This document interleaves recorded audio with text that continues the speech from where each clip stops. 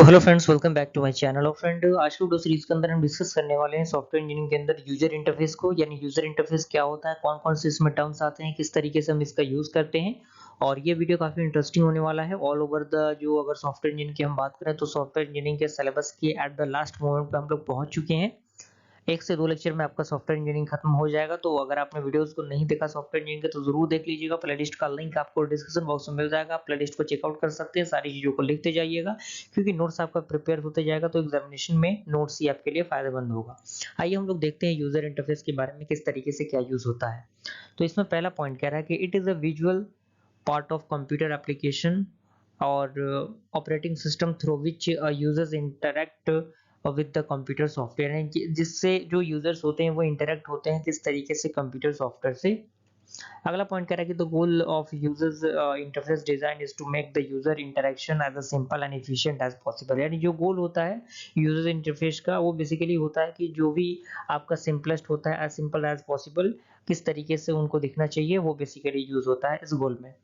अगला पॉइंट कह रहा है कि a powerful program with a poorly designed users interface has little value. यानी जो पावरफुल प्रोग्राम होता है जिसमें एक प्रॉपर जो पुअरली डिजाइन यूजर्स होता है वो इंटरफेस उसके पास एक लिटिल वैल्यू होता है। जीयूआई, जी हाँ, ग्राफिकल यूजर इंटरफेस बहुत ज्यादा यूज होता है ये टर्म। तो इस टर्म को देख के घबराने की जरूरत नहीं है। अगर ये टर्म आता है तो आपको कुछ चीजें लिखनी पड़ेंगी। तो that uses the windows icons and popup menus have become standard on PCs. यानी जो ग्राफिकल यूजर इंटरफेस होता है उसमें विंडोज आइकन्स पॉपअप जो होते हैं वो कहीं ना कहीं चीजों को और भी स्टैंडर्ड बनाते हैं पीसी के द्वारा। अब हम कैरेक्टरिस्टिक्स की बात करें यूजर इंटरफेस के, तो सबसे पहले आपका पॉइंट कह रहा है कि there are 8 characteristics considered while making a good user interface design. यानी एक गुड यूजर इंटरफेस डिजाइन करने के लिए 8 कैरेक्टरिस्टिक्स की जरूरत पड़ती है, जिसमें सबसे पहला आपका आता है अट्रैक्टिव डिजाइन। यानी डिजाइन को काफी अट्रैक्टिव बनाना। यानी attractive means the use of interface is enjoyable. यानी जो भी आपका यूजर उस जो आपका सॉफ्टवेयर है उसको अगर यूज करे तो उसको मतलब जो सॉफ्टवेयर का इंटरफेस है उसमें थोड़ा सा इंजॉय उसको मिले कि हाँ वो कुछ यूज कर रहा है। And the design of interface include the cust user friendly features with a visual effect. अगला आपका है क्लियर। यानी the interface design should be clear to understand by the user. यानी जो आपका इंटरफेस होना चाहिए डिजाइन का वो थोड़ा सा क्लियर होना चाहिए जिससे यूजर को पता लगे कि हाँ इस इंटरफेस पे क्या हो रहा है। And since the main purpose of UI design is to enable users to interact with the system by communicating with them, of users have the difficulties to find all how application work, and they will get frustrated and decrease the rates of your application. तो कहीं ना कहीं वही चीजें हैं, अगर वो चीजें क्लियर नहीं रहेगी तो आपका जो एप्लीकेशन होगा उसका जो कॉस्ट हो कहीं ना कहीं वो घाटे में जाएगा, वो जो उसका डिक्रीज होने का रेट जो है वो बढ़ेगा। क्लियर।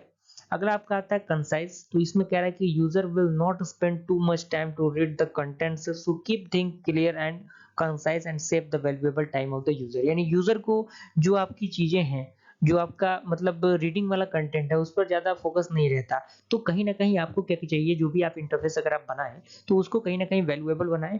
और यूजर का टाइम कहीं ना कहीं कीमती होता है, तो उस टाइम को देखते हुए यूजर किस तरीके की चीजों को देखना पसंद करेगा उसके अकॉर्डिंग आपको जो इंटरफेस है उसको डिजाइन करना पड़ेगा। क्लियर। अगला आपका आता है कंसिस्टेंट। तो इसमें कह रहा है कि consistent interfaces allow user to develop users patterns and user will learn what the different buttons and icons look like, and user will recognise them and realise what they do different context. यानी किस तरीके से buttons जो हैं, जो icons हैं वो दिखने चाहिए, किस तरीके से क्या प्रोसीजर होना चाहिए, कहीं ना कहीं इसके अंदर वो टर्म्स यूज किए जाएंगे। अगला आपका आता है एफिशिएंट। तो इसमें कह रहा है कि a good user interface design allow you to perform the different functions of the software application or website faster and with less effort। यानी जो गुड यूजर इंटरफेस डिजाइन होता है वो अलाउ करता है परफॉर्म करने के लिए जो डिफरेंट फंक्शंस होते हैं किसी भी सॉफ्टवेयर एप्लीकेशन के और वेबसाइट के, जो फास्ट करते हैं और कहीं ना कहीं जो इफेक्ट होता है उसको थोड़ा सा लेस करते हैं। अगला आपका आता है फैमिलियर। दूसरा आपका आता है फॉरगिविंग। तीसरा आपका आता है रिस्पॉन्सिव यानी फीडबैक। तो फैमिलियर में क्या होता है, तो familiar means that if the user check out the first time your application or site, the interface elements are found at the place expected. यानी फ़ैमिलियर यानी जो भी चीज़ें अगर आपके इंटरफ़ेस पे पहली बार कोई भी यूज़र आ रहा है, तो कहीं न कहीं वो चीज़ें उसको पसंद आएँ, तभी वो दोबारा उन चीज़ों से आएगा और वो पहले से उन चीज़ों से अगर फ़ैमिलियर रहे, तो कहीं न कहीं वो चीज़ें और भी उसके लिए आसान हो जाएँगी। अगला आपका आता है फॉरगिविंग यानी a good interface design should enable users to restore the deleted items. यानी ये क्या करता है, जो आपका मतलब ऑलरेडी जो रिस्टोर सिस्टम्स होता है, उनको डिलीट करने का काम करता है गुड इंटरफ़ेस। और लास्ट आपका इसी के अंदर पहला सेकंड पॉइंट है कि forgiving interface is one that can save user from costly mistake. And last है आपका रिस्पॉन्सिव यानी फीडबैक।